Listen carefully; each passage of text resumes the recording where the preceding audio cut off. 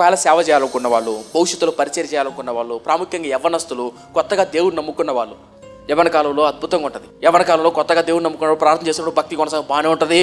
ఒక రోజు వస్తుంది ఎండిపోయే రోజు వస్తుంది, ఒక రోజు వస్తుంది కృంగిపోయే రోజు వస్తుంది, ఒక రోజు వస్తుంది అవమానం ముందు రోజు.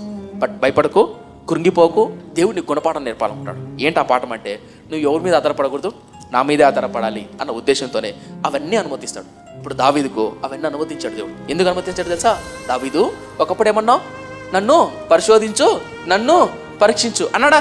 ఇప్పుడు ఏమంటాడు 143లో, నువ్వు వ్యాజ్యం ఆడితే ఎవడు తట్టుకుంటాడు ప్రభువా? తప్పు చేయలేదనుకో మనం, ఇంత నిరూపించు అంటాం. తప్పు చేసామనుకో, ఇప్పుడు ఎందుకు లేని బాగోదు అంటారా? 7వ కీర్తనకు ఇలా ఉంటే 143 ప్లేట్ తిరిగిపోయింది.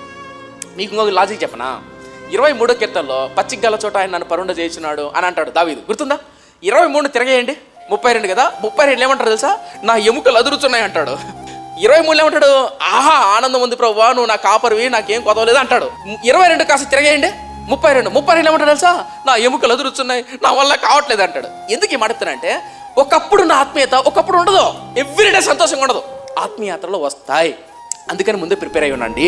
ఇలా కష్టాలు వచ్చినప్పుడు ప్రిపేర్ అయ్యి ఉండాలంటే ఇంతగా ఏం కావాలన్నా అది చెప్పు నా ముందంటారా? ఇప్పుడు కింద ఉంటుంది. ఎలా ఒక వ్యక్తి నిలబడగలడు అంటే ఇప్పుడు కింద ముగిచేస్తున్నా, అయిపోయింది, ఫైనల్.